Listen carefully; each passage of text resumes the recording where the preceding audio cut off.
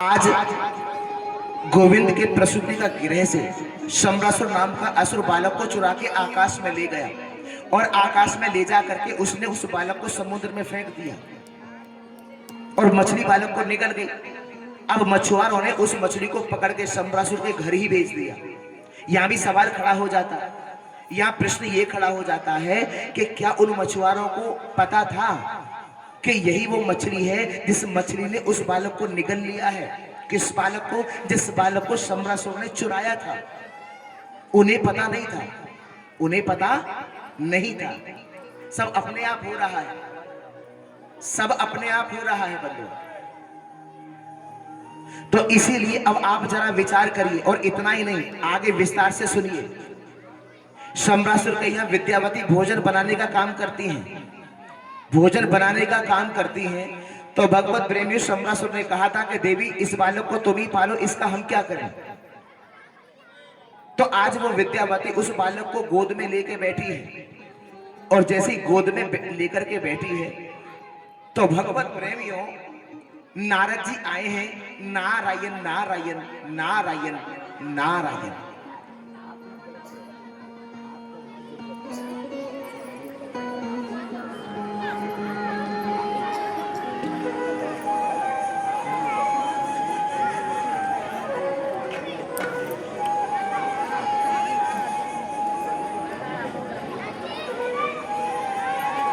बोलो श्याम सुंदर भगवान की, बोलो श्री राधे रानी सरकार की, बोलो खाटू नरेश की, बोलो सदगुरुदेव भगवान की, बोलो श्रीमद् भागवत महापुराण की। तो भगवत प्रेमियों नारद जी आए हैं। नारद जी ने कहा बेटी विद्यावती, हाँ बाबा, क्या बेटी तुम जानती हो कि तुम्हारी गोद में जो ये बालक है ये कौन है? कहा बाबा मैं तो नहीं जानती, यदि आप जानते हैं तो आप बताइए। तो नारद जी ने कहा कि बेटी तुम्हारी गोद में जो ये बालक है, तुम्हारी गोद में जो ये बालक है ये तुम्हारा पति है। कौन है बंधुओं? पति है। कौन है? जोर से बोलेंगे। पति है। अब देखो पत्नी रानी पूरी 6 फीट लंबी है और पतिदेव 1.5 फीट के हैं, है ना? और पत्नी पति को गोद में लेकर के बैठी है। ऐसा भी कोई पति होता है? लेकिन है। लेकिन भगवत प्रेमी यहां भी सवाल खड़ा हो जाता है कि ये बात नारद जी ने कहे कैसे दी? कैसे कह दी? भगवत प्रेमियों जिस समय देवों के देव आदि महादेव शंकर भगवान ने कामदेव को जला करके भस्म कर दिया था तो काम की पत्नी जिसका नाम रति था वो रोने लगी थी और जैसे ही रोने लगी थी तो देवों के देव आदि महादेव शंकर भगवान ने कहा था कि देवी रो मत, तुम्हारा पति द्वापर में कृष्ण का पुत्र बनकर के आएगा, तुम शंबरासुर के घर भोजन बनाने का काम करना, तुम्हें तुम्हारा पति वहां मिल जाएगा। सो मिल गए। अब देखो प्रद्युम्न बड़े हुए और बड़े होकर के शंबरासुर का वध कर दिया और पत्नी को लेकर के श्री द्वारका धाम में आ गए। अब देखो बहुत समझने की बात यहाँ पर यह है सज्जनों कि देखो जिस बालक को शंबरासुर ने चुराया था, जिस बालक को शंबरासुर ने चुराया था उसी बालक ने शंबरासुर का वध कर दिया, मार दिया। हाँ जी के ना जी? तो कहने का अर्थ क्या है कि जो भी गड्ढा खोदता है वो अपने लिए ही खोदता है। समझ गए? यहां तक कहा है कि जो अपनों को गिराने के लिए दूसरों से सलाह लेते हैं एक दिन उनका ही सर्वनाश हो जाता है, हो जाता है। इसलिए कर भला तो हो भला, कर बुरा तो हो बुरा। हम अक्सर हर कथा में एक बात कहते हैं कि हर आत्मा को एक एक पैसे का और एक एक शब्द का हिसाब देना है। समझ गए? एक एक आत्मा को एक एक पैसे का और एक एक शब्द का हिसाब देना है। जैसे माना मेरे बारे में, सपोज दैट फॉर एग्जांपल, उदाहरण के लिए माना मेरे बारे में किसी ने कुछ कहा तो आपने माना बोले कुछ नहीं, आप माना किसी ने हमारी बुराई ही की, उदाहरण के लिए। तो भगवत प्रेमियों आप बोले कुछ नहीं, आपने ये भी कर दिया ना, सही बात है बिल्कुल। इतना भी अगर आपने बोल दिया तो भगवत प्रेमियों उस कर्म का फल आप पर चढ़ गया और उसका परिणाम भोगना पड़ेगा, भोगना पड़ेगा। ये मेरी ही बात नहीं है, मैं भी किसी के बारे में भी ऐसा कहूं बिना पुष्टि किए। अभी एक जगह कथा हो रही थी, तो एक महापुरुष, कथा विश्राम हो गई, पंडाल में सामने खड़े होकर बातचीत कर रहे। अब बातें कर रहे, कथा विश्राम है कि हम उन्हीं को देख रहे थे, बड़ी टकटकी लगा के। बॉडी लैंग्वेज तो ऐसी बता रही थी कि कुछ हरी चर्चा तो ये कर नहीं रहे, कुछ और ही कह रहे। हरी चर्चा तो ये कर नहीं रहे। तो भगवत प्रेमी हो, और उसके बाद में एक व्यक्ति था, वो ऐसे करके कर रहा था, ठीक है, इस तरह से। अब हमने जब अगले दिन यही बात कथा में कही, तो वो व्यक्ति हंसने लगा। क्या करने लगा? उसे समझ गया कि मेरे लिए कहा जा रहा है, समझ गए?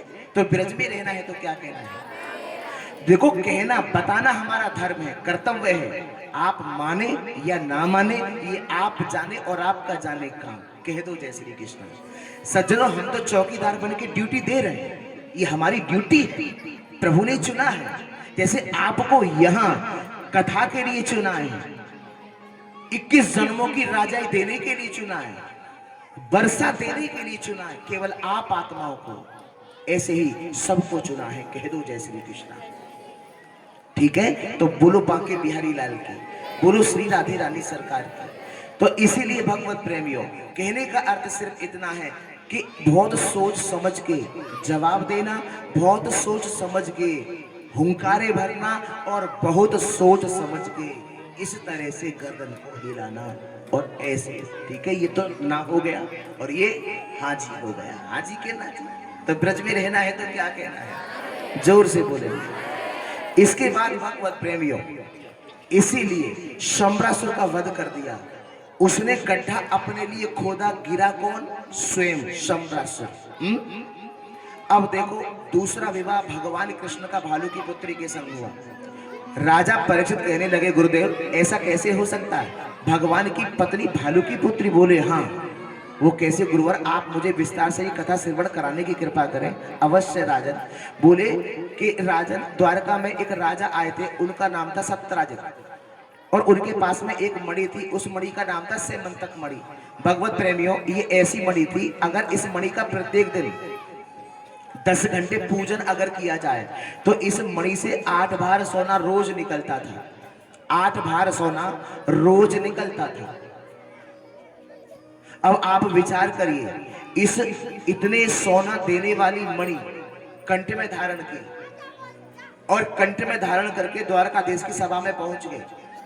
भगवान कन्हैया हास्य करते हुए कहने लगे, श्री कृष्ण हास्य करते हुए कहते हैं कि राजन सत्यराजन जी, हाँ प्रभु कहिए कि तुम्हारे परिवार में कुल कितने सदस्य हैं, कितने प्राणी हैं?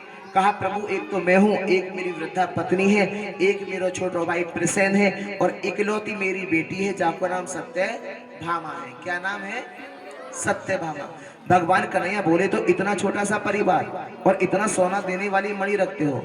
देखिए, मेरा सबसे निवेदन है, मुझे बार बार कहना शोभा भी नहीं देता, अच्छा सा नहीं लगता है। जो पीछे आते हैं प्लीज वो पीछे ही बैठा करें। देखियो, हमको अच्छा नहीं लगता है ऐसा कहते हुए, है ना। अभी एक बहन जी वहाँ जगह बैठ गए, देखो वहीं पे बीच में।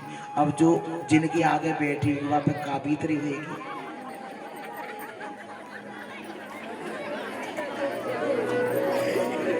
लेकिन ना एक कार्यकर्ता वहां भी होना चाहिए, वैसे नहीं है ना आचार्य, वहां पे भी होना चाहिए। बेटा एक काम करो, तुम जाओ वहां, है ना, और वहां जो भी जैसे वो लेके आते हैं ना, कि जो भी आप लाए हो उसे हमें दे दो, हम वहां जगह अर्पित कर देते हैं। आप हाथ जोड़ के वहीं आप उनको बिठा दीजिए। अब जब नियमों का पालन ना करें तो कोई बात नहीं है, फिर है कि नहीं? हाँ, कोई बात नहीं, भगवान सबको भलो करे, है कि नहीं? हाँ, तो ब्रज में रहना है तो क्या कहना है? जोर से कहना। आचार्य सुखदेव जी बोले, आचार्य सुखदेव जी ने कहा, राजन भगवान कन्हैया हास्य करते हुए बोले कि तुम्हारे परिवार में इसका मतलब कुल मिला के 3.5 प्राणी हुए? बोले हाँ प्रभु। तो एक बात बताओ, इतना छोटा सा परिवार और इतना सोना देने वाली मणि रखते हो? एक काम करो, अगर तुम्हारी मर्जी हो, इच्छा हो, तो इस मणि को हमारे खजाने में जमा कर दो। किस में जमा कर दो? हमारे खजाने में, हमारे खजाने में जमा कर दो। भगवत प्रेमियों, सत्यराजित महाराज ने मना कर दिया, नहीं प्रभु क्षमा करना, मैं मणि आपके खजाने में जमा नहीं कर सकता। भगवान ने कहा कि अगर दुर्भिक्ष पड़ गया तो इससे गरीबों का हित हो जाएगा। भगवान ने मणि जो मांगी किसके लिए मांगी? गरीबों के हित के लिए। और किसी के काम जो आए उसे इंसान कहते हैं, पराया दर्द जो अपनाए उसे महा इंसान कहते हैं। यहां तक कहा है कि बड़ा हुआ सो क्या हुआ, और जैसे पेड़ खजूर और पंछी को छाया नहीं, फल लागे अति दूर। मतलब बड़ा हुआ सो क्या हुआ, जैसे पेड़ खजूर और पंछी को छाया नहीं, फल लागे अति दूर। क्यों भगवत प्रेमियों, ऐसा बड़ा होने का क्या प्रयोजन है अगर हम किसी के काम नहीं आ सकते? हाँ जी के ना जी, ऐसा बड़ा होने का क्या फायदा है?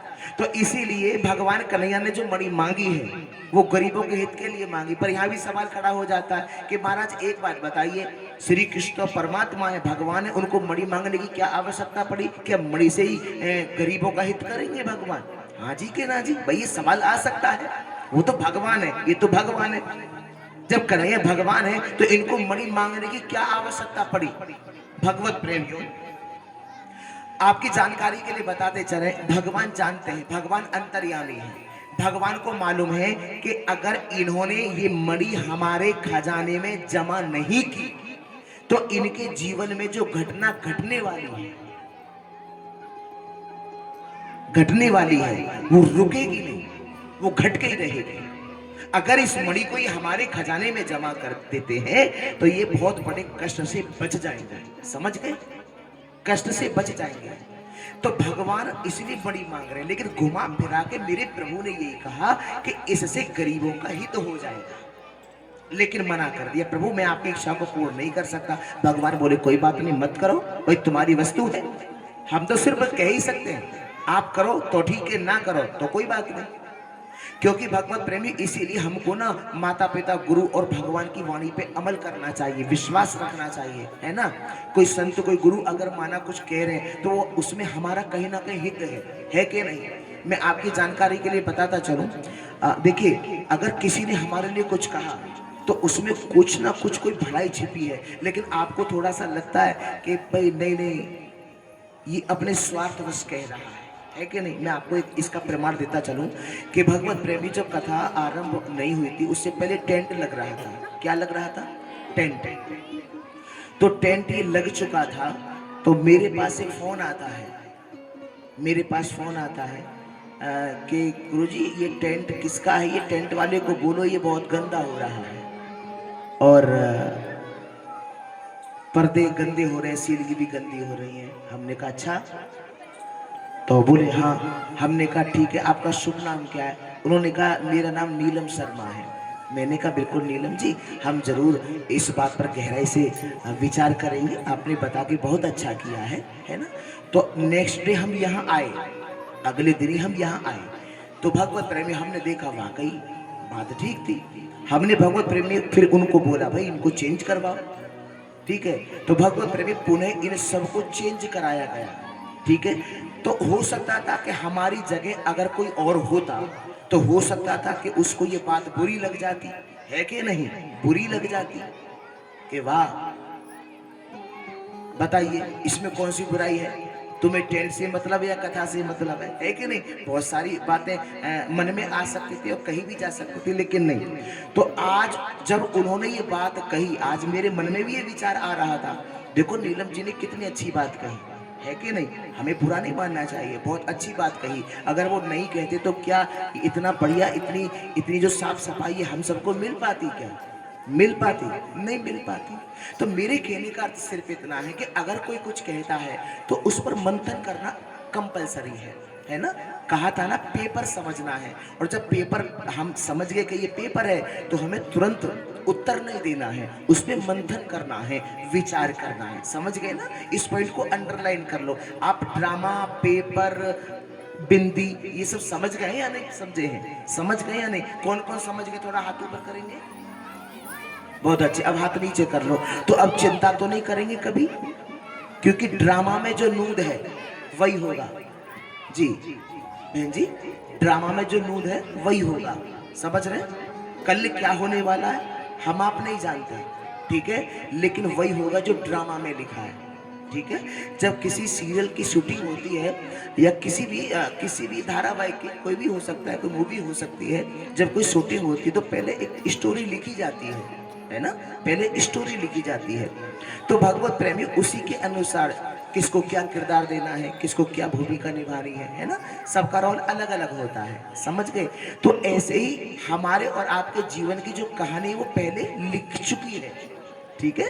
अब हमें सिर्फ पार्ट बजाना है, तो फिर चिंता किस बात की करनी है? घटेगा ड्रामा में होगा, बढ़ेगा तो ड्रामा में होगा तो बढ़ेगा, ड्रामा में घटना होगा तो घटेगा, है कि नहीं? क्योंकि संतों ने कहा है प्रारब्ध पहले रचा और पीछे रचा शरीर, और तुलसी चिंता क्यों करे, भजले श्री रघुबीर। तो प्रारब्ध पहले रचा पीछे रचा शरीर, और तुलसी चिंता क्यों करे, भजले श्री रघुबीर। इसीलिए भगवत प्रेमियों हमारी समझ में ड्रामा आ गया।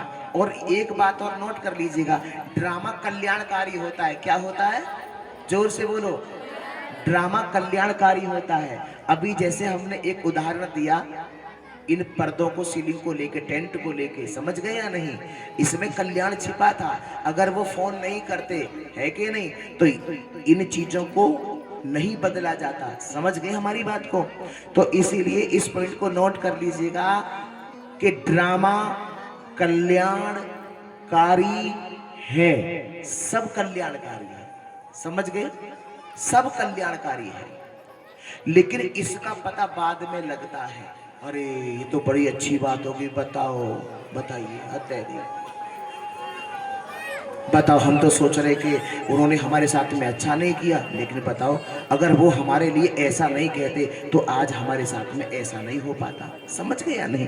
कई बार आपने इस चीज को देखा भी होगा, गौर भी किया होगा। तो भगवत प्रेमियों, भगवान जो है वो मणि मांग रहे गरीबों के हित के लिए, लेकिन मना कर दिया। अब पुनः उस मणि को कंठ में धारण करके सत्यराजित महाराज अपने घर आ गए और पत्नी से कहते हैं, सुनिएगा, बताइए कैसे कैसे लोग संसार में हैं। कन्हैया के लिए कह रहे हैं, जरा सी मणि क्या देख ली, मांग बैठे। हमसे कह रहे हैं कि गरीबों का हित होगा, तो उसमें इस मणि से उनका सहयोग हो जाएगा।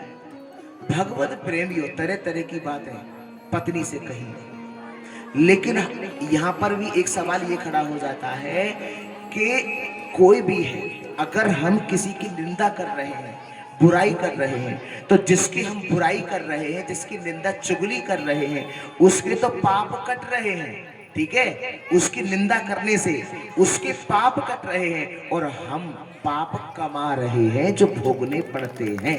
समझ गए? तो आज के बाद हमें क्या नहीं करना, किसी की निंदा नहीं करनी है। तो पक्का? तो कौन कौन आज इसका व्रत ले रहे हैं कि आज के बाद हम किसी की निंदा चुगली नहीं करेंगे महाराज? हाँ, कितने लोग देखे तो सही, पर ऐसे जो कर रहे हैं उन पे हमें भरोसा बिल्कुल भी नहीं है। हाँ, जो पूरा हाथ ना करे, जितना लंबा भगवान ने दियो हाथ तो करो, हम कहते हैं। हाँ, हाथ नीचे चौक कर लियो, तुम ऊपर करो भाई। हाँ, बहुत सुंदर, ठीक है, अब हाथ नीचे कर लो। हमें निंदा चुगली नहीं करनी, क्योंकि आपसे कोई और करेगा तो फिर आप क्या करते हैं? हाँ, और हम कितनी रुचि लेते हैं। अगर माना कोई किसी की बुराई करता है तो हम कितनी रुचि लेते हैं, है ना? और फिर वाकई बुराई के पुल पे पुल बांधते ही चले जाते हैं, है कि नहीं? तो हम क्या कमा रहे हैं? पाप कमा रहे हैं, ठीक है, जो कि हमको भोगने पड़ते हैं। आचार्य सुखदेव जी ने कहा, राजन, इसलिए हमको हर कदम बड़े सोच समझ के उठाना चाहिए।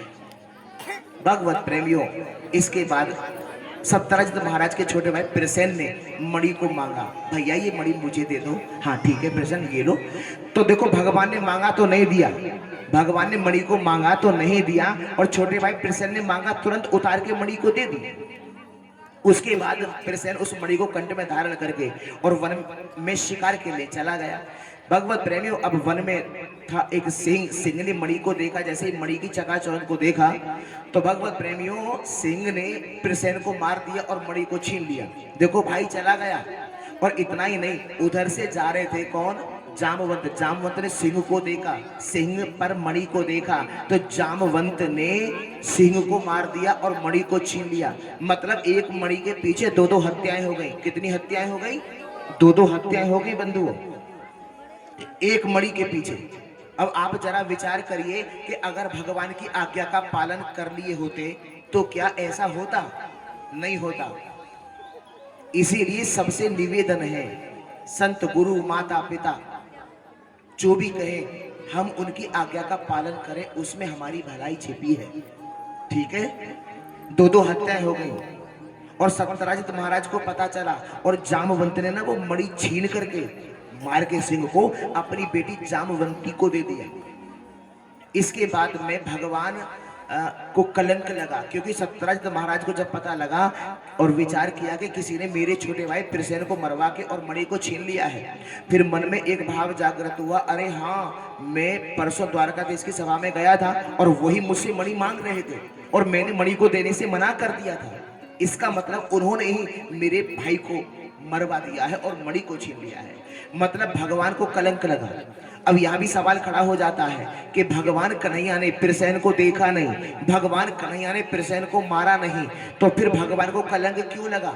और जबकि अगर काजल से भी कोई कारी चीज है तो वो व्यर्थ का कलंक है, व्यर्थ का कलंक है। सुनिएगा, कहा भी है कि जल से पतला कौन है और कौन भूमि से भार, कौन अग्नि से तेज है, कौन काजल से कार। तो इसका प्रति उत्तर दिया और कहा कि जल से पतला ज्ञान है और पाप भूमि से भार, क्रोध अग्नि से तेज है, कलंक काजल से कार।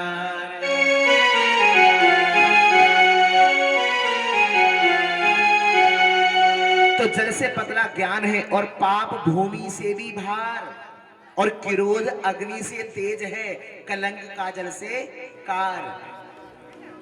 भगवत प्रेमियों, भगवान गए सीधे गर्गाचार्य जी के पास और कहा, गुरुवर कृपा करके ये बताइए कि मुझे ये कलंक क्यों लगा है। मेरे पास ये संदेश पहुंचा है कि मैंने सत्यराजित महाराज के छोटे भाई प्रसेन को मरवा के और मणि को छीन लिया है, जबकि मैंने प्रसेन को देखा नहीं है, मैंने प्रसेन को मारा भी नहीं है, तो मुझे ये कलंक क्यों लगा है। तो गर्गाचार्य जी ने श्री कृष्ण भगवान को बताया कि कन्हैया, तुमने भाद्र मास में चतुर्थी का चंद्रमा देख लिया होगा। भादों के महीने में चतुर्थी का चंद्रमा देख लेने से व्यक्ति को व्यर्थ का कलंक लग जाता है, कलंक लग जाता है। इसलिए सावधान रहिए, सावधानी हटी तो हाय हाय। बेचारे कितना नियम को पालन करने वाले हैं, जब पता लग जाए कि लेट है रे पप्पू के पापा ने कहा तेज चलाओ, हाँ चाहे कुछ भी है जाए। इसीलिए वो जो मूल सूत्र बताया था ना, कम बोलो, धीरे बोलो और मीठा बोलो, तो धीरे बोलना ही नहीं है, धीरे तो बोलना तो है ही, धीरे बोलना है ही, लेकिन धीरे चलना भी है। हाँ जी के ना जी। इसीलिए ये जो शब्द है ये हमारे जीवन को बदल के रख देते हैं। और क्या चाहिए? हाँ जी के ना जी। धन व्यक्ति के जीवन को नहीं बदलता, हमेशा याद रखना। ज्ञान व्यक्ति के जीवन को बदलता है कि नहीं? सुत तारा अरु लक्ष्मी पापी के घर भी होए, संत समागम हरि कथा तुलसी दुर्लभ दोए। इधर बातें हो रही प्लीज, ये गलत बात है, नहीं गलत बात। ऐसे नहीं, ऐसा मौका मत दीजिएगा जो हमको बार बार कहना पड़े। ऐसे नहीं, बेंची बैठ जाओ, वहीं बैठ जाओ। वहीं बैठ जाओ, देखिए आप तो बहुत समझदार हैं, बैठ जाओ। हाँ बेटा बैठ जाओ, बहुत अच्छे। देखो ऐसे भक्त होते हैं, कितने समझदार हैं जी, हैं? इनके लिए ताली बजाओ एक बार। सीखो इनसे, उनकी बात नहीं कह रहे हैं जो पहले आके बैठे, उनसे कह रहे हैं जो पीछे आए और आगे बैठ गए। बोलो बाके बिहारी लाल की, बोलो श्री राधे रानी सरकार की। तो भगवत प्रेमियों, मेरे कन्हैया 10-5 लोगों को अपने संग लेकर के गए। कहा? जहां प्रसेन मरा पड़ा है। वहां जब पहुंचे तो वहां देखा जहां प्रसेन मरा पड़ा है वहां सिंह के पैरों के निशान। अब उन निशानों के साथ साथ साथ साथ आगे को बढ़े, तो आगे को जैसे ही बढ़े वहां देखा तो वहां भगवत प्रेमियों सिंह मरा पड़ा। अब जहां सिंह मरा पड़ा वहां जामवंत के पैरों के निशान। अब उन निशानों के साथ साथ जैसे आगे को बढ़े तो गुफा के द्वार पर पहुंच गए। भगवान कन्हैया ने उन 10-5 लोगों से कहा कि अंदर जाकर के देखो, मुझे ऐसा लगता है अंदर कोई है, क्योंकि प्रकाश हो रहा है, क्योंकि जो मणि है, सेमन तक मणि है, भगवत प्रेमी मणि से उजाला हो रहा है, प्रकाश हो रहा है। भगवान ने जब उन 10-5 लोगों से कहा, जिन्होंने कहा था कि हम तुम्हारे साथ हैं, तो उन्होंने मना कर दिया कि प्रभु क्षमा करना, हम अंदर नहीं जाएंगे। क्यों? तुम तो कह रहे थे हम तुम्हारे साथ हैं, अब क्या हुआ? बोले नहीं नहीं प्रभु क्षमा करना, कलंक आपको लगा है, कलंक हमें नहीं लगा, इसलिए आप ही जाओ। ठीक है, तो इसका नाम है दुनिया। कुछ देर तक आपके पीछे पीछे आएंगे, आपके संग आएंगे, लेकिन भरोसा मत कर बैठना, विश्वास मत कर बैठना कि ये अंत तक संसार आपका साथ देगा। इस बात की गारंटी नहीं है। कसमें वादे प्यार वफा सब बातें हैं, बातों का क्या, कोई किसी का नहीं है, ये झूठे नाते हैं, नातों का क्या। इसीलिए सावधान रहिए। इसीलिए इस मन को भगवान के श्री चरण कमलों में बांध लीजिएगा। दुनिया मतलब की है, और जब मतलब निकला तो फिर पहचानते नहीं है साहब, कह दो जय श्री कृष्णा। इसीलिए लेकिन मेरा कृष्ण, मेरा राम, मेरा बाबा, वो परमात्मा शिव इस लोक में भी संग देता है और परलोक में भी संग देता है, परलोक में। और इसीलिए हमें सिर्फ इसी संसार में आवश्यकता नहीं है, हमें पति की, कौन से पति की? प्राण पति की, तन के पति की बात नहीं कह रहा हूं, प्राण पति की आवश्यकता इसी लोक में नहीं है, परलोक में भी है। हाँ जी के ना जी, लेकिन परलोक में कब संग देगा? जब नापा इस लोक में जोड़ लेंगे। हाँ के ना? ठीक है, इसकी जिम्मेदारी हो जाती है, ये बंधा हुआ है, भक्त के वश में है भगवान, और भक्त बिना ये कुछ भी नहीं है, क्योंकि भक्त है इनकी जान। ये बंधा है, हमारा राइट, हमारा अधिकार है, हम इससे कुछ भी मांग सकते हैं, ये हमारा बाप है। हाँ जी के ना जी? बेटा बाप के कंधे पर चढ़ जाता है, बेटा बच्चा बाप के कंधे पर ही नहीं सर पर भी चढ़ जाता है। हाँ जी के ना जी? लेकिन बाप फिर भी कुछ नहीं कह पाता है। हाँ जी के ना जी? लेकिन वो एक लौकिक पिता है, लेकिन ये तो मेरा अलौकिक पिता है, अलौकिक पिता है। और इसकी जिम्मेदारी है, इसकी जिम्मेदारी है हर कदम पर मुझ आत्मा का, मुझ बच्चे का संग देना, इसकी जिम्मेदारी है। और जब हम ऐसे कहेंगे, ठीक है, और जब लौकिक पिता से बच्चा कहता नहीं नहीं नहीं मैं तो आइसक्रीम खाऊंगा, नहीं नहीं दिलानी पड़ेगी, दिलानी पड़ेगी। अरे बेटा मेरी जेब में पैसा ना मोए ना मालूम कहीं ते भी लाओ, मुझे तो आइसक्रीम चाहिए। भगवत प्रेमियों आइसक्रीम वाले ते जे कहनी पड़े भैया तुम रोज आओ या गली में। हाँ जी, तो भैया तुम एक काम करो, पैसा कल ले जाइयो, मेरे छोरा को ने आइसक्रीम सी दे दो। इतना झुकना पड़ता है। हाँ जी के ना जी? किसकी खातिर? बच्चे की खातिर। तो हम कौन है? बच्चे। किसके? उस परम पिता के, परम पिता के। मैं आपको ये विश्वास दिला रहा हूं, डरिएगा नहीं, चिंता नहीं करिएगा। आज कथा का विश्राम दिवस है, विश्वास रखना मेरा कृष्ण अंग संग आपके हमेशा रहता है। बस क्या करना है? क्या बताया था कथा में? आवाहन करना है। क्या करना है? जोर से बोलो, आवाहन करना है बस। और आप विश्वास करिए और आप अनुभव भी करिएगा। अभी चलो आज कथा विश्राम हो जाएगी और कल यहाँ से हम निकल लेंगे राधे राधे करते हुए, कल भी एक बार और आएंगे, कह दो जय श्री कृष्ण। लेकिन भगवत प्रेमियों, योग नहीं छोड़ना है। मेरा निवेदन है आप सभी से, घर में बैठिएगा और जैसे माना यहाँ से हम भजन बजाते हैं, ठीक है, वो सब YouTube पर उपलब्ध है, कोई अलग नहीं है। ऐसा नहीं कि हमारे पास है न्यारा, नहीं, YouTube पर सब उपलब्ध है। आप योग गीत लिख दीजिएगा, सारे योग के गीत आ जाएंगे बस। क्योंकि ऐसा है ना, अभी आप बिना उसके योग लगा नहीं पाएंगे, ठीक है, तो उसके सारे आप योग लगा लेते हैं, और जब आप पक्के हो जाएंगे तो फिर उनकी भी आवश्यकता नहीं है। समझ गए या नहीं? तो करोगे ना योग? कौन कौन करेंगे? हाथ ऊपर करेंगे।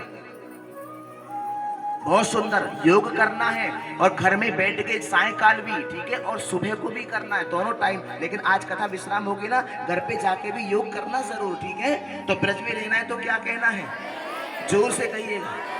इस दास को आपसे कोई स्वार्थ नहीं है, बस ये स्वार्थ है कि आप परमात्मा से कनेक्ट हो जाओ और आप सभी आत्माओं का कल्याण हो जाए, बस इतना स्वार्थ है, इतना स्वार्थ है।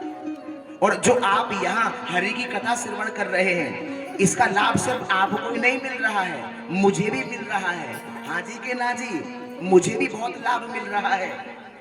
ये तो धन पेट भरने का साधन है, ये जो धन है ये तो केवल पेट भरने का साधन है, ठीक है। अन्न दान करोगे तो अन्न मिलेगा, और आप धन दान करोगे तो धन की प्राप्ति होगी। ये पेट भरने का साधन है, समझ गए या नहीं? ठीक है। तो कहने का अर्थ यह है, ये जो धन आप कमा रहे हैं हरि की कथा श्रवण करके, क्योंकि हरि की कथा कहां से जा रही है? कानों के द्वारा। कहां जा रही है? हृदय में। कहां जा रही है? आत्मा में। हाँ जी के ना जी? सब रिकॉर्ड हो रहा है, सब रिकॉर्ड हो रहा है। ये तो पता है या नहीं? आप जब सोते समय जो सोचते हो, सोते समय भी जो सोचते हो, जो स्वप्न भी आपको सोते समय आ जाता है, वो भी रिकॉर्ड हो जाता है आत्मा में। कह दो जय श्री कृष्णा। आप जो गलत काम करते हो वो भी रिकॉर्ड हो जाता है, आप जो सही कार्य करते हो वो भी रिकॉर्ड हो जाता है। एक रूम के अंदर आप अकेले हैं, लेकिन आपको लग रहा है कि आप अकेले हैं, लेकिन आप अकेले नहीं हैं, वहां भी आपको कोई देख रहा है, कोई देख रहा है, और वो केवल परमात्मा है। कह दो जय श्री कृष्णा। ठीक है, ये बहुत आवश्यक है। इसीलिए निवेदन है, योग मत छोड़ना, मेडिटेशन मत छोड़ना, यही साधन है परमात्मा से कनेक्ट होने का। अभी तक क्या किया हमने? अभी वर्षों से क्या कर रहे थे? ये जो वायर है ना, इसके ऊपर तार जोड़ रहे थे हम लोग। हाँ जी के ना जी? इसके ऊपर तार जोड़ने से घर में लाइट आएगी क्या? कब आएगी? पहले इसको छीलना पड़ेगा। तो छीलने का मतलब क्या है? विकारों को धीरे धीरे समाप्त करना पड़ेगा, माया के पर्दों को हटाना पड़ेगा। ठीक है, ये माया के पर्दे हैं, इनको छीलना पड़ेगा। छीलने के बाद में फिर इसमें एक वायर आएगा, उस पर कनेक्ट करेंगे तो घर में उजाला होगा, प्रकाश होगा, रोशनी होगी। ठीक है, वायर आपको दिखाई दे रहा है? किस किस को दिखाई दे रहा है? हाथ ऊपर करेंगे। इसके अंदर जो बिजली बह रही है वो दिखाई दे रही है? दिखाई कभी देती है? पता कैसे चलता है? जब करंट लगता है, आके ना, तभी तो पता लगता है। तो इसीलिए सत्य क्या है? वायर या इसके अंदर जो बिजली है, बिजली सत्य है। ये सत्य नहीं है, ये सत्य नहीं है, क्योंकि ये इन आंखों से दिखाई दे रहा है। समझ गए? और सत्य क्या है? जो इन आंखों से दिखाई नहीं देता है। इन आंखों से जो भी हमें दिखाई दे रहा है, क्योंकि ये भौतिक नेत्र है, वो सब नश्वर है। सत्य केवल वही है इन आंखों से जो दिखाई नहीं देता। हवा को किसी ने देखा है? हवा दिखाई देती है इन आंखों से? नहीं देती। हवा सत्य है या नहीं? हवा सत्य है। ऑक्सीजन जो आप ग्रहण कर रहे हैं, ये ऑक्सीजन इन आंखों से दिखाई देती है? नहीं, सत्य है। मोबाइल आपका दिखाई दे रहा है आपको अपनी आंखों से? क्या नेटवर्क दिखाई दे रहा है? नहीं दे रहा। तो भगवत प्रेम में सत्य क्या है? नेटवर्क है। भाई मोबाइल चाहे आपका 1 लाख का क्यों ना सही, 10 लाख का मोबाइल क्यों ना सही, अगर नेटवर्क ना मिले तो वो केवल एक खाली डिब्बा है, केवल खाली डिब्बा। फिर क्या होगा? फिर क्या होता है? मोबाइल के बदले में जीरा आजकल लोग खरीदते, मालूम है आपको? आता है गली में? नहीं। अच्छा, हम इस राज को नहीं जान पाए अभी तक कि वो मोबाइल लेके जीरा क्यों देते हैं, मोबाइल क्यों लेना चाहते हैं। पर ये जो चीज है इसको बहुत सोच समझ के कदम उठाइएगा, क्योंकि लालच बहुत बुरी बला है, याद रखना। ठीक है, तो ब्रज में रहना है तो क्या कहना, एक बार और कहेंगे। तो भगवत प्रेमियों, आचार्य सुखदेव जी कहने लगे कि राजन, आज भगवान कन्हैया ने अंदर प्रवेश किया, और जैसे अंदर गए हैं, अंदर प्रवेश किया तो भीतर से आवाज आती है, कौन है? क्योंकि अंदर जामवंत थे और उनकी पुत्री थी जामवती। भीतर से आवाज आई, कौन है? अब तो कौन है कह करके भगवान कन्हैया में और जामवंत में भयंकर युद्ध छिड़ गया, और युद्ध करते करते सज्जनों जामवंत की एक एक नस ढीली पड़ गई।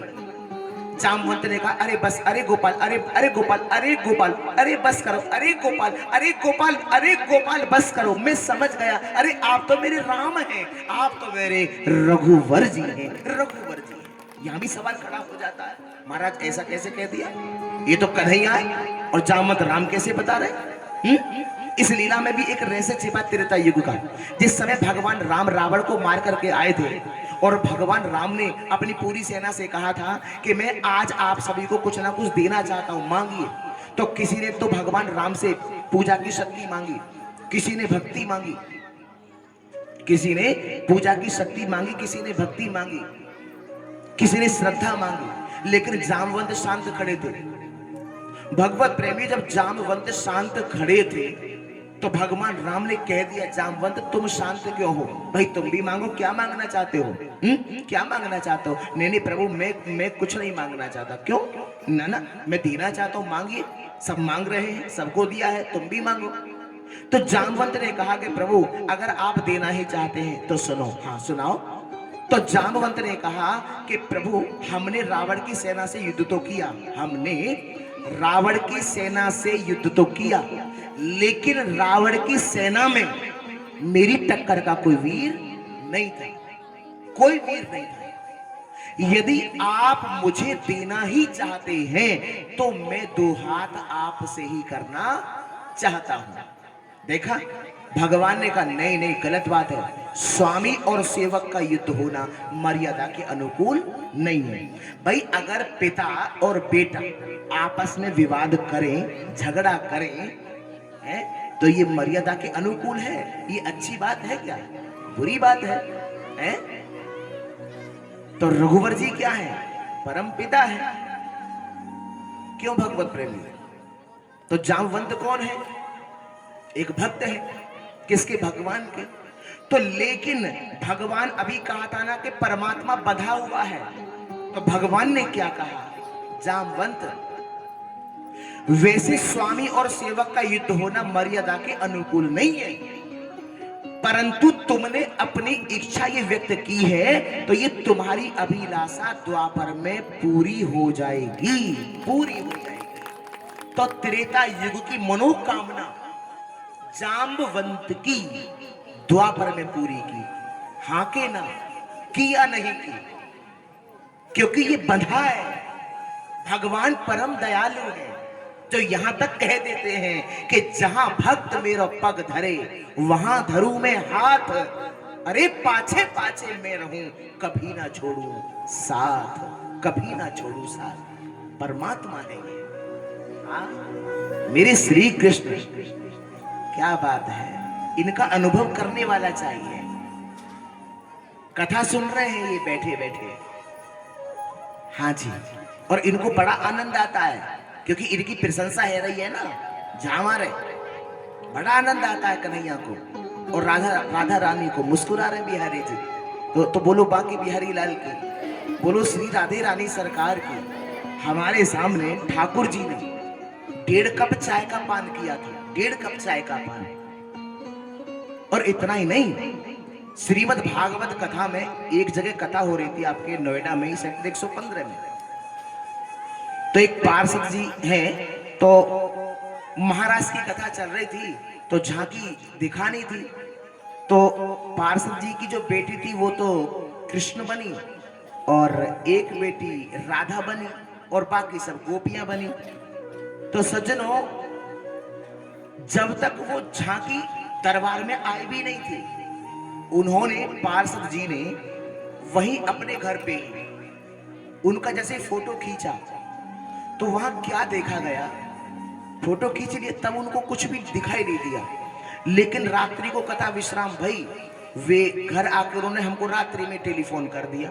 बोलेंगे गुरुजी बड़ा चमत्कार हो गया। हमने कहा क्या हुआ? बोले देखो चंद्रमा ऊपर से नीचे आया है, मेरे फोटो में आया, मैं आपको सेंड करता हूं फोटो, आप देखिए। तो जिस समय भगवान कन्हैया ने गोपियों के साथ में रास विहार किया था, उस समय शरद पूर्णिमा की रात्रि थी, ठीक है।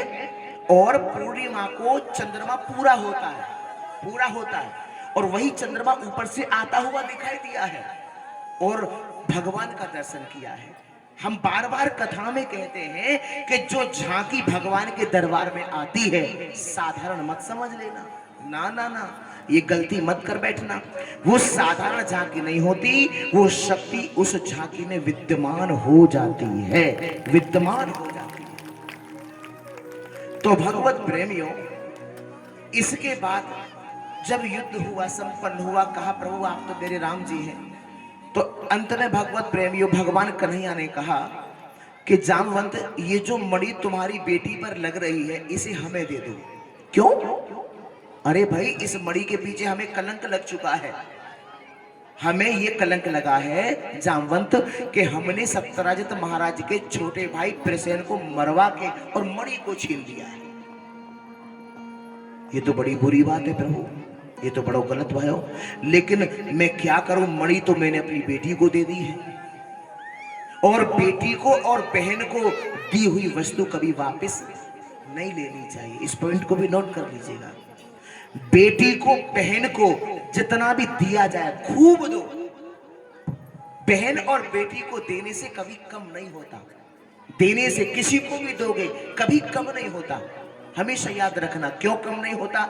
जैसे माना आपका 1 रुपया किसी पर रह भी गया किसी कारण से, ठीक है, तो भगवत प्रेमियों अगर उसने उसको वापस नहीं किया तो उसको विद ब्याज के वापस करना पड़ेगा, विद ब्याज के। अब लगा लो कि भगवत प्रेमियों जितने वर्ष वो जिएगा और उसके बाद फिर बाद में उसको फिर जन्म की प्राप्ति होगी, है कि नहीं? अब उसका ब्याज कितना बैठ जाएगा, जरा हिसाब लगाइए, समझ गए या नहीं? क्योंकि हिसाब किताबी तो चुकतू कर रहे हैं हम लोग। ये जो कोई बेटा बन के आया है, कोई बेटी बन के आई है, कोई पति बन के आया है, कोई पत्नी बन के आई है, कोई माँ बन के, हाँ जी के ना जी, कोई पिता बन के, सबका हिसाब किताब है साहब, और कुछ नहीं है। बोलो बांके बिहारी लाल की। कहा कि प्रभु मैं मणि नहीं दे सकता। भगवान ने कहा अब मैं क्या करूं? बोले चिंता मत करो प्रभु, एक उपाय है ना। बोले क्या? बोले आप मेरी बेटी से विवाह कर लीजिए। क्या कर लीजिए? विवाह कर लीजिए। फिर पत्नी की वस्तु किसकी हो गई? पति की हो गई। हाँ जी के ना जी? हुई या ना? हाँ जी के ना जी? अब एक बात बताओ बेचारो बेटी वालों अपनी बेटी के ब्याह में फॉर्च्यूनर दे छोरी चला रही है बाहर, बताओ मोह। वो तो बेचारी कभी रक्षाबंधन पे चली गई, लेके चलो गया तो ठीक है, ना तो कोई बात नहीं है, कहीं आ जाइए भैया राखी बंधवानी हुए तो होता है या नहीं? तो कहने का अर्थ ये है कि एक ही साधन है कि आप मेरी बेटी से विवाह कर लीजिए। भगवान बोले बताओ, अब या मणि के पीछे हमें ब्याह भी करना पड़ेगा। तो कहने का अर्थ यह है कि भगवान का दूसरा विवाह जामवती के साथ ऐसे हुआ। भगवान को शौक नहीं था कि मुझे 16,108 विवाह करने, नहीं, कोई शौक नहीं था। हर विवाह के पीछे कोई ना कोई रहस्य राज छिपा है, कह दो बांके बिहारी लाल। इसके बाद भगवत प्रेमी मणि को सत्यराजित महाराज को वापस कर दिया। अब तो रात्रि भर सत्यराजित महाराज को नींद नहीं आई। अब उन्होंने भी अपनी बेटी को भगवान को देने का निश्चय कर लिया कि हम भी अपनी छोरी सत्यभामा को ब्याह कन्हैया तय करेंगे। हाँ जी, अब क्या करें? जब भक्त ने इच्छा व्यक्त कर दी तो मना कैसे करें? क्योंकि भगवान बंधे हैं, है कि नहीं? भगवान बंधे हैं। तो भगवत प्रेम तीसरा विवाह जो हुआ वो सत्यभामा के संग हो गया। कितने ब्याह हो गए? 3। 8 पटरानियां हैं जिनके नाम इस प्रकार से हैं: रुक्मणी, जामवती, सत्यभामा, भद्रा, लक्ष्मणा, नंगजती, कालिंदी और मित्रवृंदा। ये 8 तो पटरानियां हैं। और 16,100 राजकुमारियों को भौमासुर ने बंदी बना लिया था। और उसका एक संकल्प ये था कि जब ये राजकुमारियां 20,000 हो जाएंगी तो मैं इन सबसे एक ही मुहूर्त में विवाह कर लूंगा।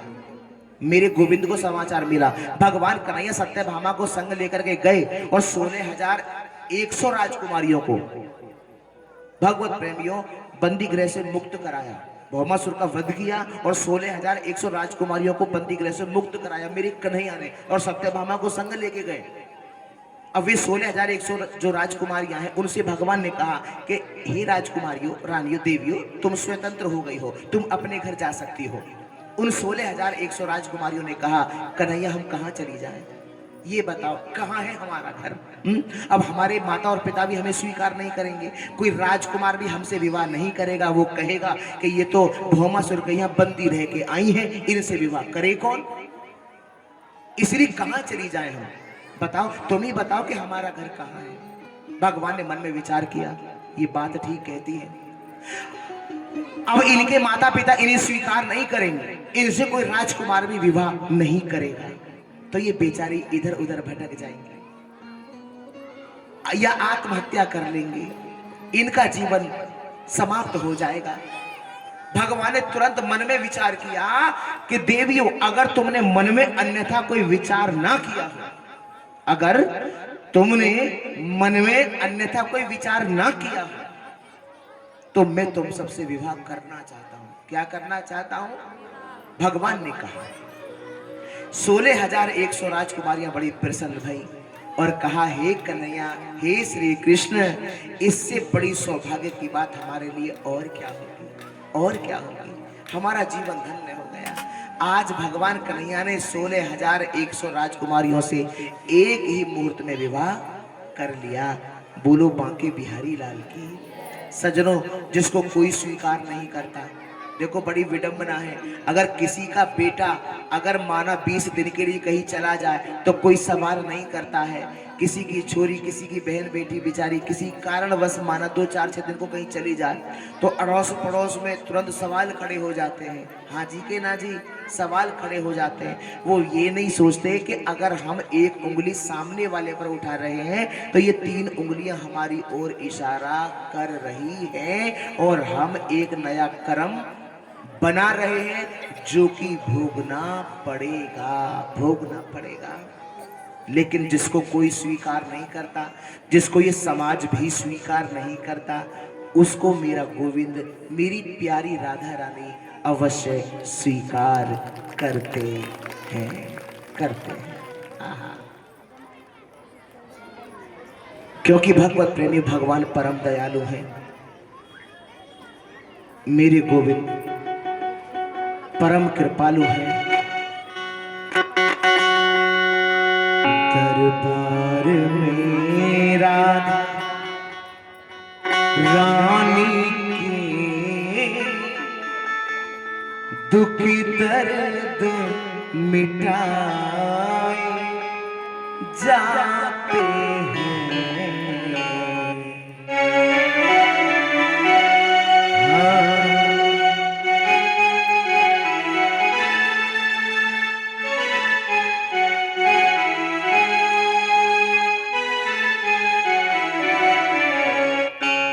दुनिया के सताए लोग यहाँ सीने से लगाए जाते हैं।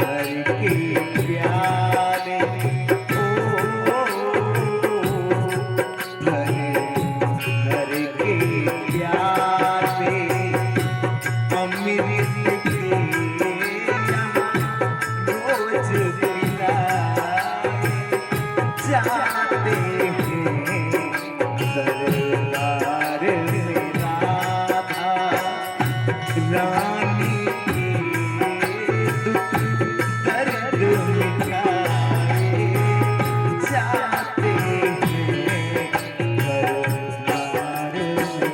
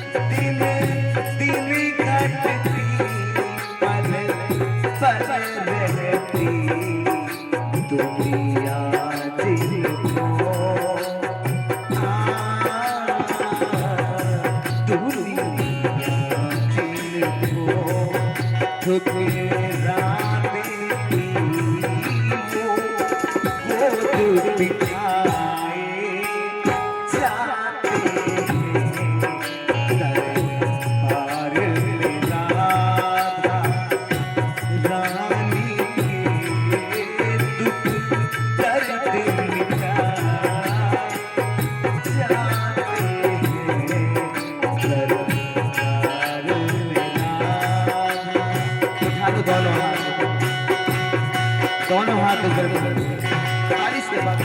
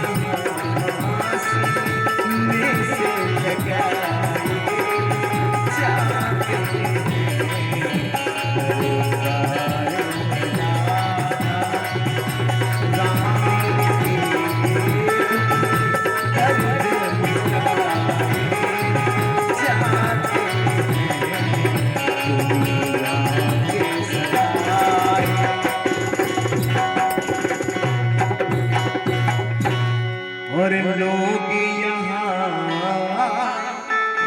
सीने से लगाए जाते हैं।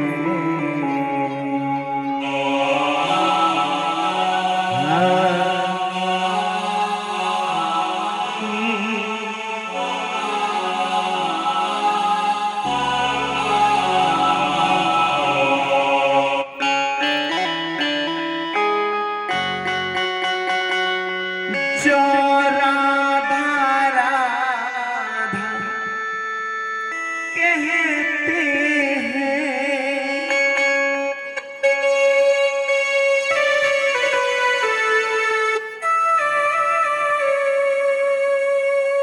जो राधा राधा कहते हैं,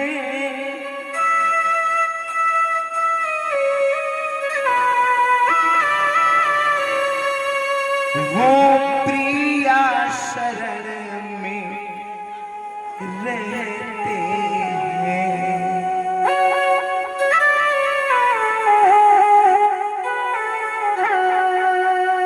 वो प्रिया शरण में रहते हैं।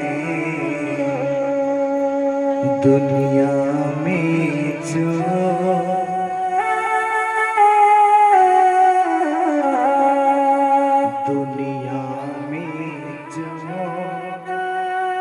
बदनाम हुए पलकों पे बिठाए जाते हैं।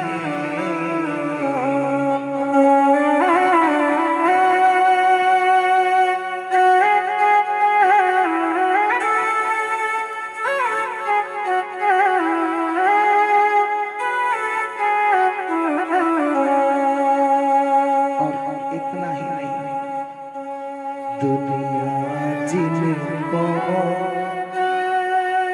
ठुकरा देती, दुनिया जिनको ठुकरा देती, वो गोद बिठाए जाते हैं।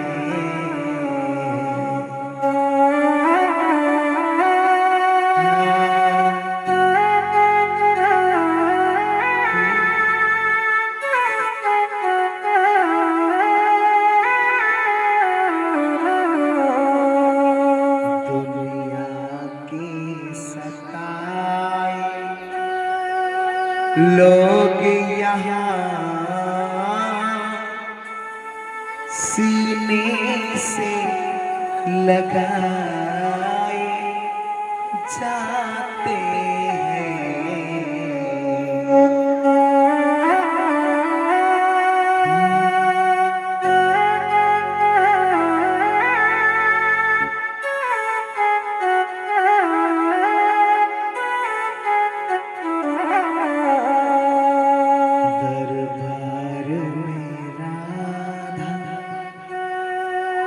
रानी के दुख दर्द मिटाए जाते हैं।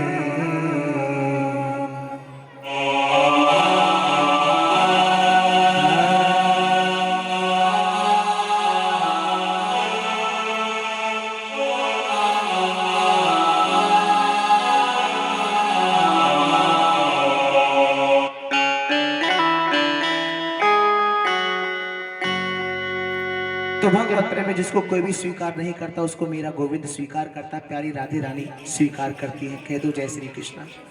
भगवत प्रेमी इसके बाद देखो भगवान का परिवार बड़ा सुंदर है। सभी रानियां द्वारका धाम में आ गई हैं और सभी के कक्ष अलग अलग बने हैं और भगवान सभी को समय देते हैं, बराबर समय सभी को देते। कह दो बांके बिहारी लाल की। क्योंकि भगवत प्रेमियों अगर सत्यभामा को समय कम दिया तो उनको तो गुस्सा नाक पे धर हो रहा है सत्यभामा को। हाँ भगवत प्रेमियों देखो कुछ लोग ऐसे होते हैं ना कि नेक नेक बात पे रूठ जाना, नाराज हो जाना, तो सत्यभामा ऐसी है। और सभी रानियां भगवान कन्हैया से बारी बारी से रूठती हैं और वैसे भी इनके नाच रखने क्यों ज्यादा है मालूम है? क्योंकि भगवत प्रेमियों काऊ कहते हैं 100 सामान से ज्यादा से आ जाए ना, वैसे तो दहेज देना भी पाप है लेना भी पाप है, लेकिन फिर भी काऊ कहते हैं 100 सामान ज्यादा से आ जा, फिर देखो नाज न करे हाजी के ना जी। हाँ तो भगवत प्रेम सत्यभामा ऐसी ही है। लेकिन रुक्मणी जी भगवान कन्हैया से एक बार भी नाराज नहीं हुई, एक बार भी नहीं रूठी। और भगवत प्रेमियों राजन से लेकर दरबान तक, संतरी से लेकर मंत्री तक सभी एक ही बात कहते हैं कि हे भगवान हमारी रुक्मणी जैसी मालकिन तो हर किसी को मिले, हर किसी को मिले। क्योंकि वे सभी से पूछती रहती हैं, जानती रहती हैं कि आपको महल में कोई परेशानी तो नहीं है, कोई किसी प्रकार की कोई असुविधा तो नहीं है। तो सभी रुक्मणी जी से बड़े प्रसन्न है, बड़े खुश हैं। लेकिन एक दिन भगवान ने मन में विचार किया कि सभी रानियां मुझसे बारी बारी से रूठती हैं, लेकिन रुक्मणी जी के चेहरे पे मैंने कभी क्रोध नहीं देखा। और सत्यभामा का तो कहना ही नहीं, उनका तो कहना ही क्या है, वो तो नेक नेक बात पे, नेक नेक बात पे नाराज है, जा रूठ जा। अब क्या करा, अब निभानी तो पड़ेंगी। बोलो बांके बिहारी लाल की। 16,108 है, जरा सोचो। कहावत तो ये कि एक म्यान में 2 तलवार नहीं रह सकती, यहाँ तो 16,108 रह रही है। लेकिन यहाँ पर लोग गलत इसका अर्थ लगा लेते हैं। इसको स्पष्ट करना कंपलसरी है। किसी ने हमसे प्रश्न किया कि गुरुजी एक बात पूछनी चाहे। हमने कहा 2 पूछो। बोले एक बात बताओ, हमने सुनी है कि भगवान कन्हैया ने 16,108 ब्याह करे। हमने कहा करे तो का परेशानी है, तो का परेशानी करे तो है। बोले नहीं नहीं महाराज जी परेशानी कुछ नहीं है।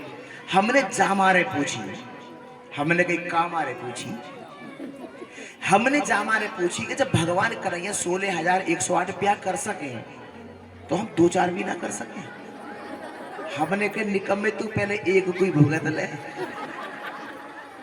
तो भगवान कन्हैया के किए हुए को नहीं करना है, कहे हुए को करना है। और भगवान राम के किए हुए को करना है, किए हुए को। समझ रहे या नहीं? भगवान राम प्रातः काल उठ के रघुनाथा, मात पिता गुरु ना वही माथा।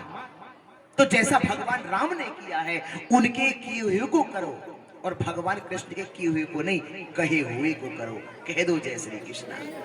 समझ गए या नहीं? तो इसीलिए ऐसा नहीं सोचना। और वैसे भी कल भी हमने एक बात स्पष्ट की थी, आपको स्मरण भी होगी, पर कल कछु हल्ला ज्यादा ही मच रहे हो यहाँ। तो भगवत प्रेमियों बात यह है कि परमात्मा ने, कन्हैया ने गोपियों के साथ में रास विहार किया। लोग यहाँ भी कमेंट करते हैं, यहाँ भी तरह तरह के सवाल करते हैं, लेकिन कृष्ण परमात्मा है और गोपी एक जीव है, आत्मा है। ये शरीर से शरीर का मिलन नहीं था, ये आत्मा और परमात्मा का मिलन था, आत्मा और परमात्मा का। ठीक है, तो ब्रज में रहना है तो क्या कहना है, जोर से कहो। तो भगवान कन्हैया ने मन में विचार किया कि मैं आज एक काम करूं, 2-4 ऐसी अटपटी बातें रुक्मणी जी से कह के देखूं जो उनको भी क्रोध आ जाए। मैं भी तो देखूं कि मेरी प्यारी रुक्मणी का चेहरा भला क्रोध में कैसा लगता है, मैं भी तो देखूं। तो भगवान कन्हैया सीधे गए रुक्मणी जी के कक्ष में। रुक्मणी जी तुरंत देख देख खड़ी है गई। आइए स्वामी, आइए आइए, आपका अभिनंदन है, आपका स्वागत है। बैठ गए पर बोले कुछ नहीं। रुक्मणी जी बोली स्वामी आज आप कुछ उदास लग रहे हैं, कछु बात है गई है? आज आप उदास क्यों हैं? भगवान कन्हैया ने टेढ़ी नजर करके देखा और जब रुक्मणी जी देखने लगी तो तुरंत दृष्टि को नीचे कर लिया। प्रभु मुझसे कोई गलती हो गई है क्या? मुझसे कोई अपराध बन गया है क्या? मुझसे कोई अपराध बन गया है? आप आज कुछ नाराज लग रहे हैं, उदास है। भगवान कन्हैया ने कहा एक गलती हो तो बताओ भी, तुम गलती पर गलती, गलती पर गलती करती आ रही हो। स्वामी मुझसे ऐसी कौन सी गलती हो गई जो आज, जिस गलती के कारणवश आपके चेहरे पे उदासी है? आप कृपा करके बताइए ना। भगवान कन्हैया ने कहा कि सबसे बड़ी गलती तो तुमने ये की कि मुझ ग्वारिया से विवाह किया, पहली गलती। इतने बड़े बड़े राजकुमार तुमसे विवाह करना चाहते थे, तुम्हें पत्नी रूप में स्वीकार करना चाहते थे, और तुमने मुझ ग्वारिया से विवाह कर लिया। क्या मिला तुम्हें विवाह करके? भगवान ने चेहरे की ओर देखा, क्रोध आया होगा, नहीं आया, कोई जवाब ही नहीं दिया। अगर यह इतनी बात है जाती ना, टेलीफोन पहुंच जा तो पीहर में, हाँ जी के ना जी, मम्मी हाँ का बात है कि बेटा भैया को भेज, अब भैया को आज ही भेज, चौका, अरे बात तो बता, अरे अरे छोरी का बात, ना ना ना भैया को भेज, मोए ना रहे नो, हाँ जी के ना जी। लेकिन जरा सीखिए, जो जगत जननी है, भगवान ने कितनी बात बड़ी कही है, लेकिन क्रोध नहीं आया। क्रोध तो छोड़िए, प्रति उत्तर तक नहीं दिया रुक्मणी जी ने। चेहरे की ओर देखा, सोचा तो भगवान ने ये था कि क्रोध आया होगा, अब देखो चेहरा क्रोध में कैसा लगता है, लेकिन क्रोध आया ही नहीं। क्या देखे, अब भगवान ने फिर कहा, अब तुम ये कहोगी मौसम मालूम है, अजीब है, विवाह तो बिल्कुल भी नहीं करती, लेकिन इसलिए कर लिया था क्योंकि आप देवकी नंदन हो। यहाँ भी गड़बड़ है, कोई मुझे देवकी नंदन कहता, कोई मुझे यशोदा नंदन कहता। अरे देवी तुम कहाँ खो गई है? जिसकी माँ का पता नहीं, जिसके पिता का पता नहीं है, ऐसे से तुमने विवाह कर लिया। क्या मिला तुम्हें विवाह करके? इन बच्चों को बिठाओ, क्या मिला तुम्हें विवाह करके? इसके बाद भगवत प्रेमी भगवान ने चेहरे की ओर देखा कि अब क्रोध आया होगा, तो अभी भी क्रोध नहीं आया। फिर भगवान ने कहा, अब तुम ये कहोगी अजी मैं आपसे विवाह तो बिल्कुल भी नहीं करती, बिल्कुल नहीं करती, लेकिन इसलिए कर लिया था कि क्योंकि आप बहुत बड़े वीर हैं, बहुत बड़े वीर हैं। यहाँ भी गड़बड़ है, काय का वीर? अरे देवी मेरे जैसा डरपोक तो तेने दुनिया में ना देखो हो। दुनिया में मैं तो वैसे भी बड़े बड़े राजाओं के भैसे समुद्र के बीच में रहता हूं, समुद्र के बीच में। हाँ, मेरे जैसा डरपोक कभी तुमने नहीं देखा होगा। राजा में कभी बना नहीं, गद्दी मुझे कभी मिली नहीं। और तुम्हारा जो बड़ो भैया है ना, का नाम है आपका, रुक्मी, बातें मेरी आज तक भरी नहीं, और ऐसे से तुमने विवाह कर लिया। क्या मिला विवाह करके? अब भगवान ने चेहरे की ओर देखा कि अब क्रोध आया होगा, तो अभी भी क्रोध नहीं आया। भगवान सोचने लगे, हे भगवान कायते बनी है जी, मैंने इतनी बातें कह दी, इनको अभी क्रोध नहीं आया हो। भगवान ने फिर सोचा कि अब के ट्राई करते हैं। भगवान ने फिर कहा, अब तुम ये कहोगी अजी मैं आपसे विवाह बिल्कुल भी नहीं करती, लेकिन इसलिए कर लिया था क्योंकि आप बहुत सुंदर हैं, बड़े खूबसूरत हैं। काय का खूबसूरत, काय का सुंदर? जन्म से तो मैं काला था ही, हाँ जी के ना जी, और जब से काले नाग से युद्ध किया तब से काला और हो गया। और सुनो, ऐसे काले से तुमने विवाह कर लिया, क्या मिला तुम्हें विवाह करके? भगवान ने चेहरे की ओर देखा तो अभी भी क्रोध नहीं आया बंधु। भगवान फिर सोचने लगे, हे भगवान इतनी सारी बातें कह दी, चलो अब के ट्राई करते हैं। भगवान ने फिर कहा, अब तुम ये कहोगे अजी मैं आपसे विवाह बिल्कुल भी नहीं करती, परंतु इसलिए कर लिया था क्योंकि मैंने आपकी प्रशंसा सुनी थी। यहां भी गड़बड़ है, मेरे गुण कौन गाता है? जिसको खाने को भोजन नहीं, जिसको पहनने को वस्त्र नहीं, जिसको रहने को घर नहीं है। ये बाबा लोग मेरा कीर्तन करते घूमते रहते हैं, आप सलारपुर में कर रहे हैं मेरा कीर्तन है। इन बावन के चक्कर में आके तुमने मोते विवाह कर लियो, काम मिलो विवाह करके। हाँ? भगवत प्रेमी इतनी सारी बातें कही, क्रोध नहीं आया, चेहरे पे कोई जरा भी क्रोध नाम की मुद्रा नहीं। अब भगवान ने कही, अब तो कहनी पड़ेगी, अब के एक ही विकल्प है मेरे पास, एक ही साधन है। तो क्या कहा भगवान ने? सुनो देवी, ओ देवी, हाँ कहो स्वामी। अभी भी कुछ बना बिगड़ा नहीं है, अगर तुम्हारा मन हो, क्योंकि तुम्हारे बड़े भाई रुक्मी ने तुम्हारा रिश्ता किसके साथ में तय किया था? रुक्मणी जी कहती हैं शिशुपाल के साथ। हाँ, शिशुपाल के साथ। तो अभी भी कुछ बना बिगड़ा नहीं है। अगर तुम्हारा मन हो, अगर तुम्हारी इच्छा हो, तो मैं कल ही शिशुपाल से बात कर लेता हूं और तुम्हारा विवाह कल ही शिशुपाल के साथ में करा देता हूं। इतनी बात जैसे ही कही है, रुक्मणी जी तुरंत मूर्छित होकर गिर पड़ी। हे भगवान, और आजकल की पत्नी होती ना तो सब अकल ठिकाने लगा देती, सब अकल ठिकाने लगा देते। तुम्हें शर्म नहीं आती बुढ़ापे में ऐसी बात करते हुए? पप्पू के पापा लेकिन रुक्मणी जी को तनिक भी क्रोध नहीं आया, मूर्छित होकर जमीन पे गिर गई। भगवान सोचने लगे, अरे हे भगवान, मैं तो सोच रहा था कि इनको क्रोध आएगा, मैं भी तो देखूं कि इनका चेहरा क्रोध में कैसा लगता है, परंतु इन्हें तो मूर्छा आ गई। तो यहाँ पर मेरे द्वारकाधीश ने 4 भुजाएं धारण की, 2 भुजाओं से रुक्मणी जी को उठाया, एक भुजा से पंखा झल रहे हैं और एक भुजा से पसीना पोंछ रहे हैं। 1 घंटे बाद रुक्मणी को होश आया, रुक्मणी जी को 1 घंटे बाद होश आया। और जब होश आया तो वो जगत का मालिक, जिसकी कृपा विलासिता से सारा संसार प्रपंच पालित होता है, वो कृष्ण हाथ जोड़ के खड़े हैं, हाथ जोड़ के, और कह रहे, देवी क्षमा करना, मुझसे गलती हो गई, मुझसे अपराध बन गया, देवी मुझे क्षमा करना। मैं बचपन से विरोधी स्वभाव का रहा हूं ना, तो ना जाने मैंने तुमसे क्या क्या कह दिया, मुझे क्षमा करना। मैंने तुम्हारे चेहरे पर कभी क्रोध नहीं देखा था। सब रानियां, सत्यभामा, भद्रा, लक्ष्मणा, मित्रवंदा, नग्नजिति, कालिंदी, सब मुझसे बारी बारी से रूठती हैं, लेकिन तुम्हारे चेहरे पे मैंने कभी क्रोध नहीं देखा। देवी मेरी इच्छा थी कि तुम्हें भी क्रोध आ जाए, मैं भी तो देखूं कि तुम्हारा चेहरा क्रोध में भला कैसा लगता है, कैसा लगता। लेकिन धन्य हो देवी तुम, मैंने ऐसी ऐसी बातें कह दी जो नहीं कहनी चाहिए थी, परंतु तुम्हें जरा भी क्रोध नहीं आया, क्षमा करना, मुझसे गलती हो गई। रुक्मणी जी ने तुरंत हाथ पकड़ लिए, कहा, स्वामी ये क्या कर रहे हैं आप, मुझसे क्षमा याचना कर रहे हैं, मैं आपकी पत्नी हूं। इधर बच्चे इनको बिठाओ, शोर कर रहे हैं। भगवत प्रेमियों, भगवान ने हाथ जब जोड़े तो हाथ पकड़ लिए रुक्मणी जी ने और कहा, स्वामी आपने गलत कुछ नहीं कहा, आपने बिल्कुल सही कहा। पर्दे के पीछे बच्चे शोर कर रहे हैं, इनको भी शांत करो प्लीज। कहा कि तुमने कुछ गलत नहीं कहा स्वामी, आपने बिल्कुल ठीक कहा, मेरा आपका मेल है ही कहा, मेरा आपका मेल नहीं है। अरे कहां तो प्रकृति से आबद्ध मैं एक नारी, और कहां प्रकृति से परे आप पुराण पुरुषोत्तम। ये तो सौभाग्य मेरा है स्वामी, जो आपने मुझको पत्नी रूप में स्वीकार कर लिया। आपने कहा दूसरी बार कि जिसकी माता का पता नहीं, जिसके पिता का पता नहीं, ऐसे से विवाह क्यों किया। एक बात बताओ, आपके भी माता पिता होते हैं, यहां आके आप किसी को मां बना लेते हो, किसी को पिता बना लेते हो, स्वामी इसमें मेरा क्या दोष है?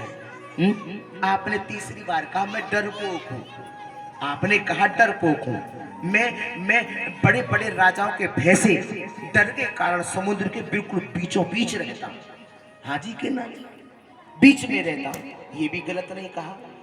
आप डरपोक नहीं हैं, आप समुद्र के बीच में रहते ये सत्य है, परंतु आप डरपोक हैं ये गलत है।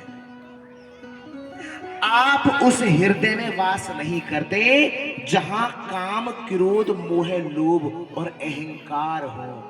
आप तो स्वामी केवल आत्मा रूपी समुद्र में ही वास करते हो, वास करते हो। तो भगवान कहाँ है, तन में या आत्मा में? कब? जब प्रेम होगा, ठीक है बहन जी, जब प्रेम होगा। प्रेम नहीं कहा था ना, बिकॉज गॉड इज लव, प्रेम ही परमात्मा है। जहां प्रेम है वहां परमात्मा है, और जहां प्रेम नहीं है वहां परमात्मा होते हुए भी नहीं है, नहीं है। ताली बजाने को मन कर रहा है तो कंबलंते हाथन ने बाहर कर ले दे गई है, बताओ। हाँ, रजाई भी संग लाए, जितने तुम वस्त्र लादोगे ना उतनी ठंड लगेगी। हाँ?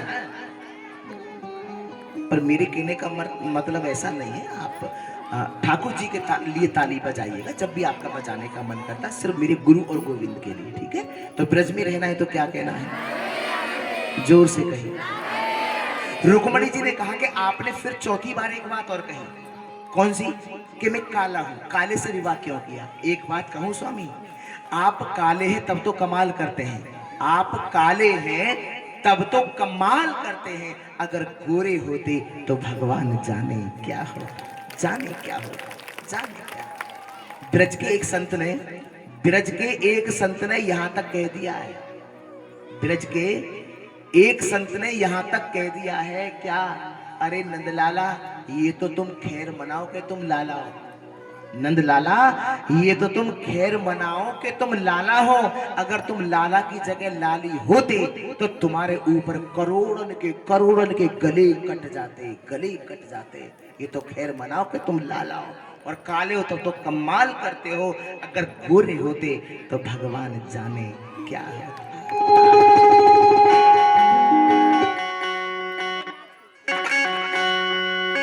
तुम गोरे होते तो क्या कर जाते मोहन,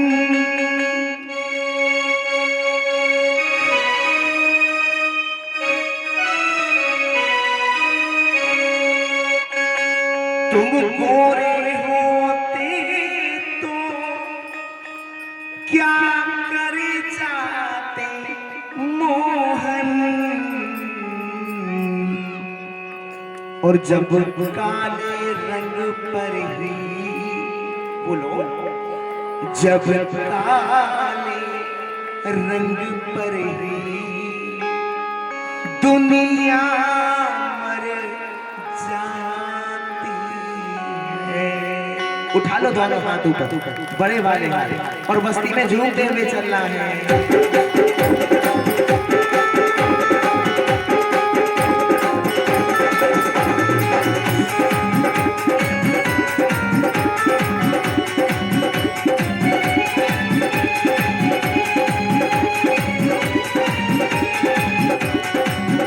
घनश्याम तेरी बंसी, घनश्याम तेरी बंसी पागल कर जाती है, घनश्याम तेरी बंसी पागल कर जाती है।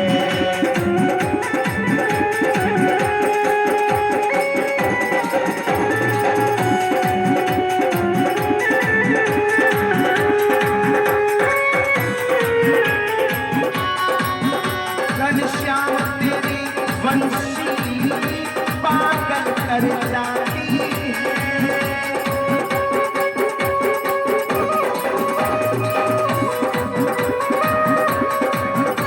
घनश्याम तेरी बंसी पागल कर जाती है।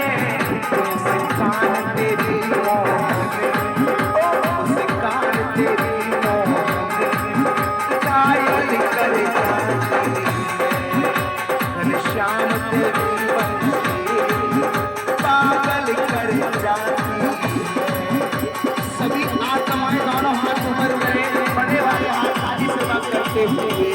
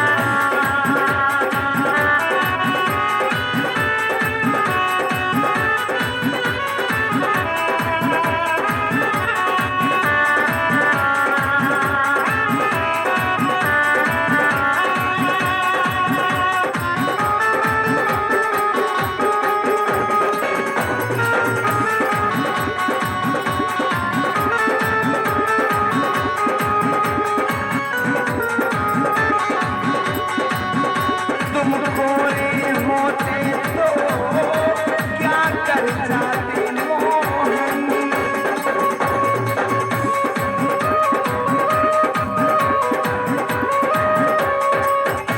तुम गोरे होते तो क्या कर जाते मोहन। जब काले रंग पर जब काले रंग पर दुनिया मर जाती है। जब काले रंग पर दुनिया मर जाती है। घनश्याम जीवन से पागल कर जाती है।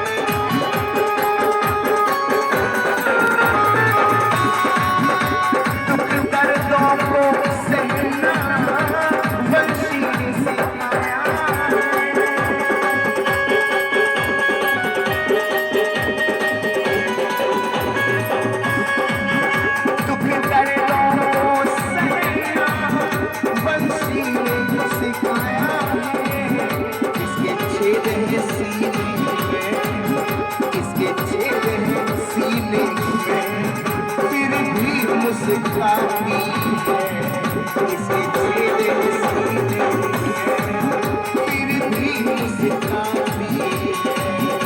घनश्याम तेरी बरसे पागल कर जाती है।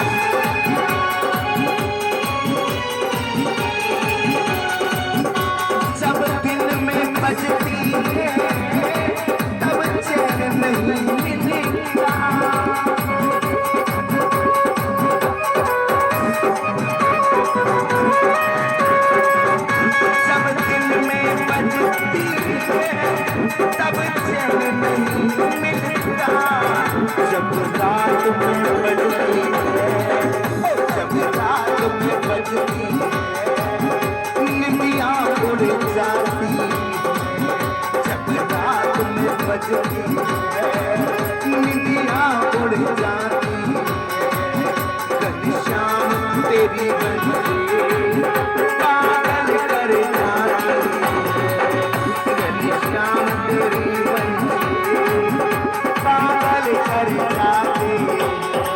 सभी दोनों हाथ ऊपर करेंगे, अंत में एक बार घनश्याम तेरी बंसी पागल कर जाती है, घनश्याम तेरी बंसी पागल कर जाती है, मुस्कान तेरी मौत, मुस्कान तेरी मौत घायल कर जाती है, मुस्कान तेरी मौत घायल कर जाती है, मुस्कान तेरी मौत घायल कर जाती है, मुस्कान तेरी मौत घायल कर जाती है, मुस्कान तेरी मौत घायल कर जाती है, घनश्याम तेरी बंसी पागल कर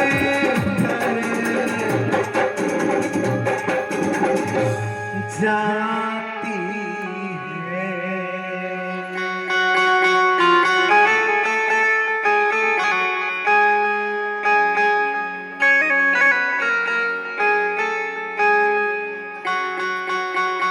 बोलो घनश्याम तेरी बंसी, बोलो एक ऊंचे स्वर में बोलो, देखिए आज ही आ जाए। बोलो और घनश्याम तेरी,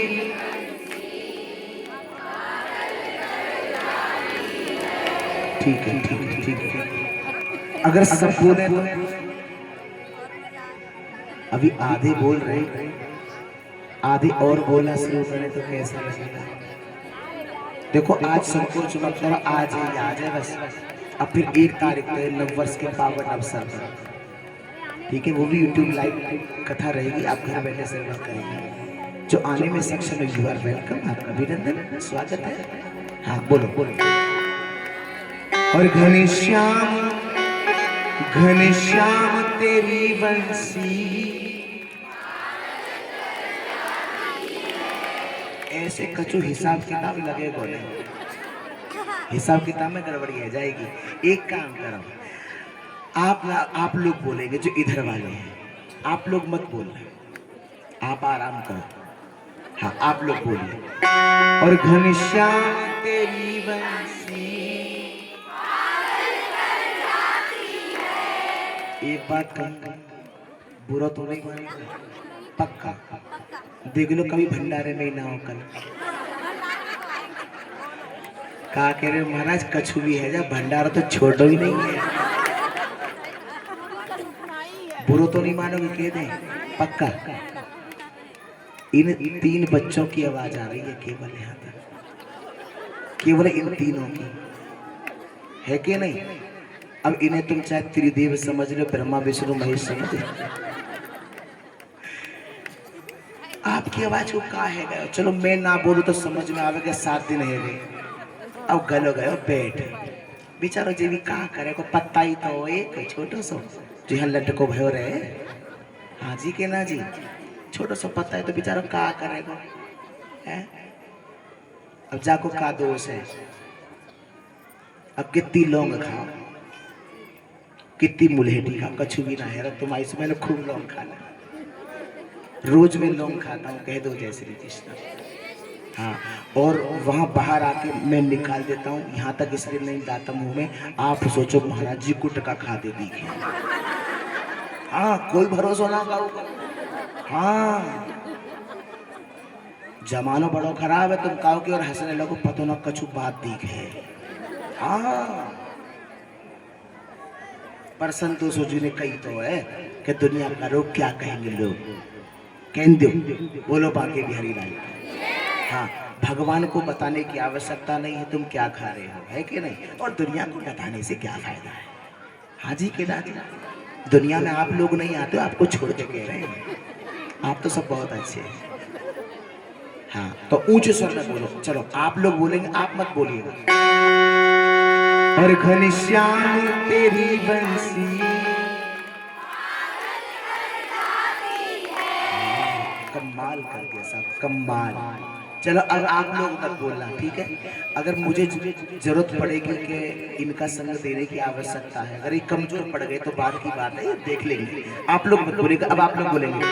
और घनश्याम तेरी बंसी। हाँ, बात तो ठीक है, लेकिन पीछे वाले जो बैठे वो नहीं बोल रहे। अगर काश वो भी संग आपका दे दे तो साहब जे 81 सेक्टर को जो बनो ना, कौन सा स्टेशन है जो मेट्रो वाला 81 है? हाँ 81। हाँ बहुत सुंदर, वहां तक आवाज पहुंच जाएगी अगर आप लोग भी संग दे दो इन लोगों का। बेचारे ये उदास है, देखिए आप लोग उदास मत हो, अभी एक मौका आपको दिया जाएगा, पहले इनते निबट लें। हाँ चलो एक मौका आपको फिर से, ठीक है? और घनश्याम तेरी बंसी। अब एक बात कह दें, अब ना तो आप बोला ना आप, जो पीछे जो खड़े हैं भाई बहन, अब उनको देखना, वो जितने भी हैं पर्याप्त है, ठीक है? अब उनकी आवाज देखना। और घनश्याम तेरी बंसी।